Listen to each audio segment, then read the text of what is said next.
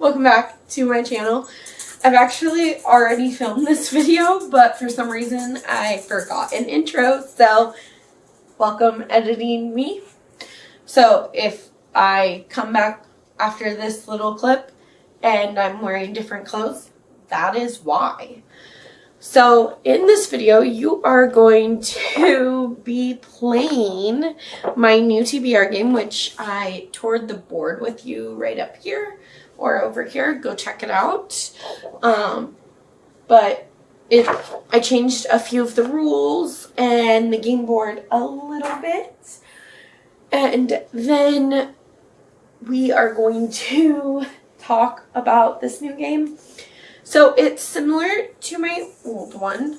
However, there will not be punishments. So in May, this video that you are watching, there are punishments because in April, when I didn't finish my TBR and things like that, which we will talk about, I got extra rolls.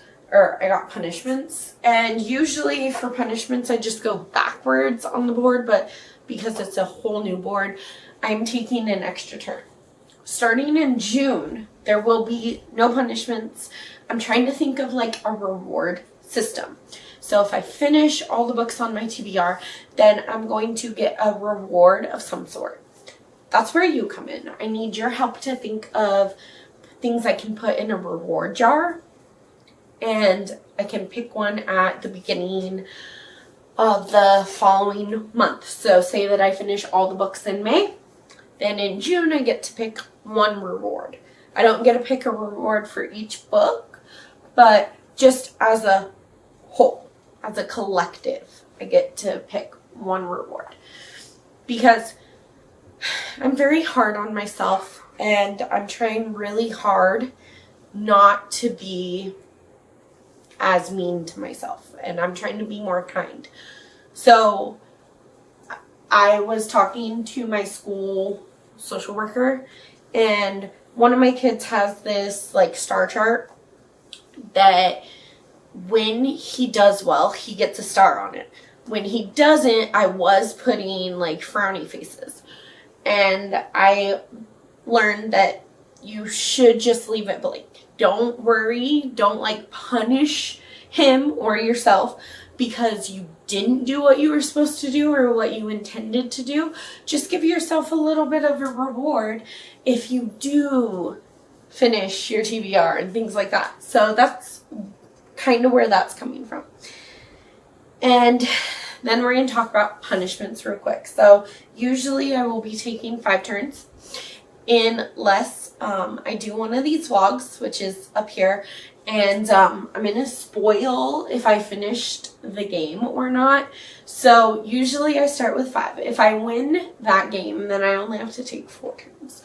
But if I lose, then I have to take an extra turn. So I have to take 6 turns. If you haven't watched it, go watch it.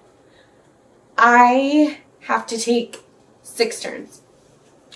And then for every book that I didn't finish, which is 2 books, I have to take an additional turn. So we're already up to 6. There are 2 books still left on my TBR for April. So that's 8 turns. And then I also broke my bookbind ban, which, by the way, no longer exists. But because when I bought books, it did exist, I have to take an extra turn for that.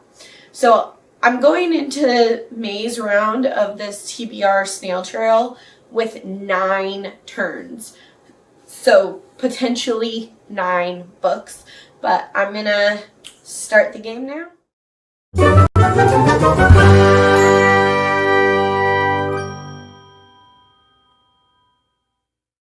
Alright, roll number 1 is right here. It is a 5. Do you see that? Yeah. 1, 2, 3, 4, 5. Ooh, college setting. Our first roll on our new game landed us on college setting. So for college setting, I'm going to be reading The Last Housewife by Ashley Winstead. Now, if you've read this, then you know that it takes place 8 years after college, but they are investigating something that happened in college. I don't know if it's dual timeline. I feel like it might be dual timeline where part of it takes place in college and part of it takes place 8 years later. But you follow these friends, Shay and her best friends. They met this man in college who like had a web of lies. And by the senior year of college, Laurel and Shay were the only two that got out of that world. So I'm not entirely sure what that means, but it's very like brief. It's very mysterious in the way that it's worded. But now it's 8 years later, and I think that Laurel has died. And now Shay is going to start a true crime podcast to figure out what really happened to her friend Laurel and to kind of go back to that mysterious man from college. So, is it fully college setting? No. Am I still going to count it? Yes, I am. So, rule number 2 is a 2. 1, 2. No. Okay, so Jelly Bean is going to pick between my book of the month books. I'm supposed to pick one that I'm not really wanting to read and one that I really want to read. So it's going to be Adelaide or The Lies I Tell. To be honest, I kind of want something that's going to break my heart. So I'm hoping that he will pick Adelaide. But I'm trying to get him not to look because he knows that I have the treats. So. Okay. So he picked The Lies I Tell. And then Bella Boo is going to be picking between Educated and True Crime Story. Okay, so there's True Crime Story and Educated. I'm kind of hoping for Educated. There's no snack up there yet, but she's prepared. So let's go.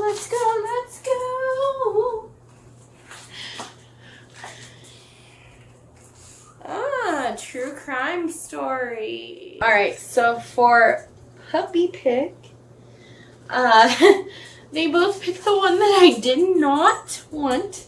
But that's okay. So there's True Crime Story by Joseph Knox.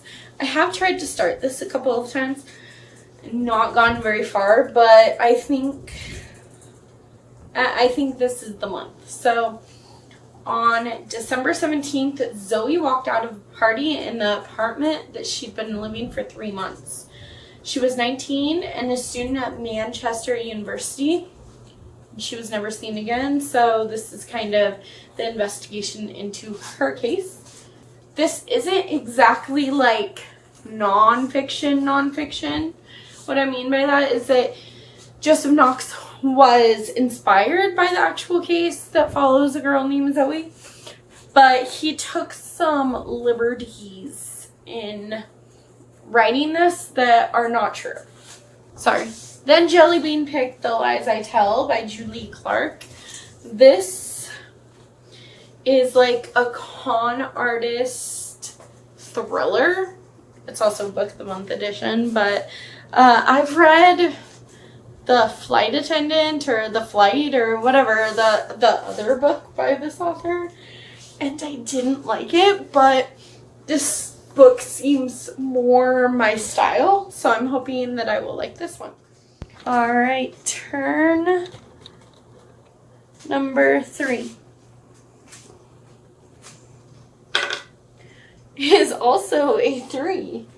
1, 2, 3. Ooh, okay. So our next space landed on Book of the Month. So we all know that I'm going to be picking Adelaide by Genevieve Wheeler. This is going to be an emotional, heartbreaking book. So why not just do that to myself? This follows Adelaide Williams, who's living in New York, and she meets Rory and they start dating, but he's not perfect. And then Rory goes through some kind of tragedy, so Adeline tries to make it better for him by completely changing herself. And I just feel like this is going to be a hard one to read. So I'm excited. Alright, so our piece is right here, and roll number 4 is a 2. 1, 2. Alright, so for my must read, I am picking The Appeal by Janice Hallett. Janice Hallett. This is a theater group. Kind of one murderer, 15 suspects. Can you uncover the truth? It's a theater group is putting on this play and one of them dies. It's told a lot in like mixed media. There's lots of emails and text messages and even notebooks. So there's a lot of stuff in this one. I can't tell you why it's a must read, but I was going to read it next month anyways for a project I'm doing that hopefully you guys will see in the summer. Alright, so our dog's right here. Roll number 5 is a 4. 1, 2, 3, 4. Okay, a physical book. Alright, so my TBR is pretty heavy and triggering with a lot of the stuff that's in here. But in general, these are pretty heavy. So I wanted to pick something that would be less heavy. Maybe give my heart a little bit of a break. So for physical book, I'm picking The Love Wager by Lynn Painter. This is some kind of like love bet between enemies. And I think the bet is like, if you fall in love first, then you get the promotion. But if I fall in love first, then I get the promotion. Or something like that. I think they work together though. And I think that they end up falling in love with each other. And Lynn Painter's writing is just so good. And I'm hoping that there's some really cute banter in here. So I'm excited for this one. There we go. Turn number 6. We're right here. We got 2 more turns left. Ooh, okay, a 6. 1, 2, 3, 4, 5, 6. My husband is not home right now, so when he gets home tonight, I will have him pick one of these. So this stack has mainly feel-good books, a lot of romance, some rereads, and some required books for May. So, alright, so we are right here on Hubby Pay. So now we are going to take roll number 7, which is a 3. 1, 2, 3. Go ahead, Jelly. Take one. Alright, Nevermore. Yeah, let's go back to the romance.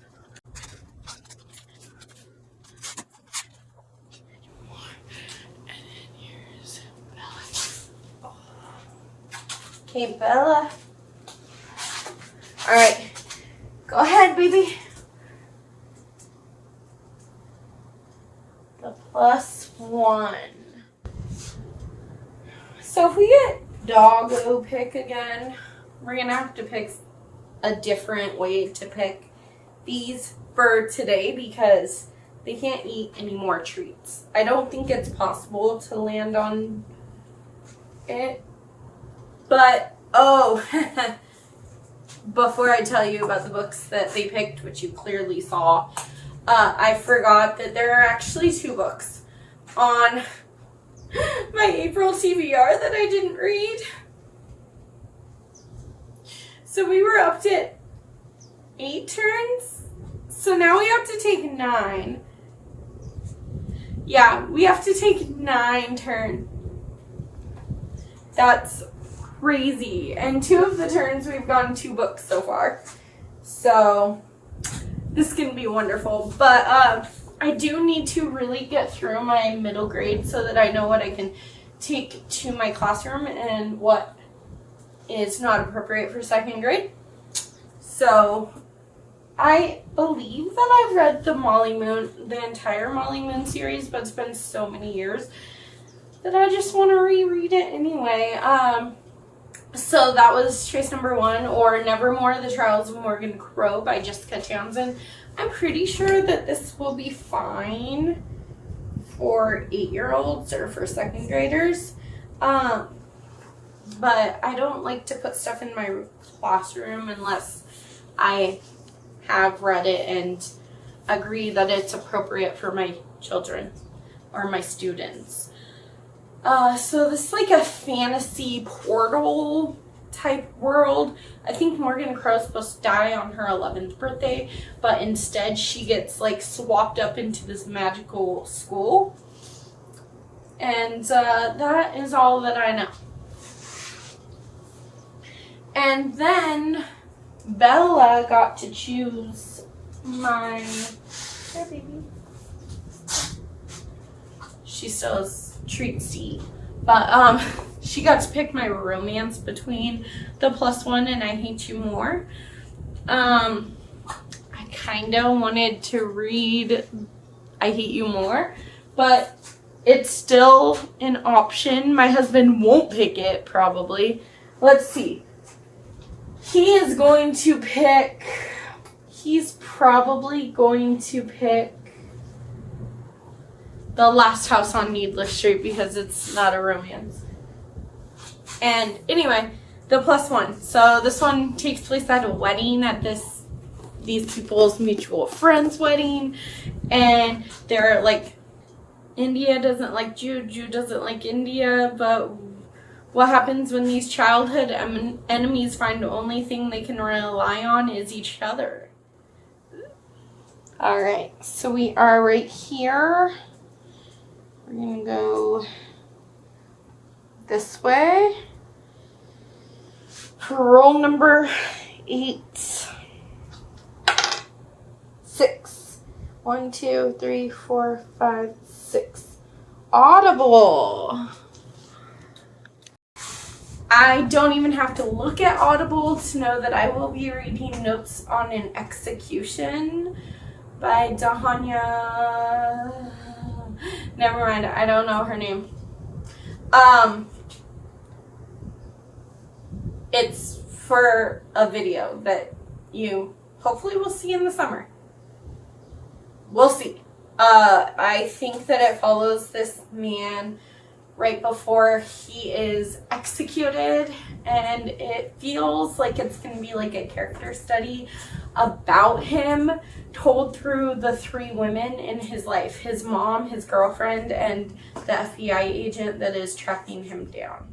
Finally, our last roll, we are right here, and we got a 5. 1, 2, 3, 4, 5. Ooh. And our last roll for this game is a free pick. So for my free pick, I'm picking I Hate You More by Lucy Gilmore, mostly because it's like pretty short. It's like a dog pageant, hate to love, romance, and honestly, we picked a lot of heavier books at the beginning of this TBR, so I don't mind getting a few cutesy romances on here. And then my husband picked Educated by Tara Westover as hubby pick. So this is my TBR for May. Place your bets down below if you think I can finish all of these. I won't be offended because mine might be a big fat no. Plus I have Notes on an Execution, which is on Audible, and I have whatever Hubby Man picks from over there. So how many? 11. 11. That makes sense because we had 9 turns, and 2 turns got us 2 books. So 9 plus 2 is 11. Nope, that makes sense. Am I intimidated by this stack? Maybe a little bit. Anyways, thank you so much for hanging out. I hope you enjoyed this video. Don't forget to give it a big thumbs up and subscribe to my channel if you're new around here.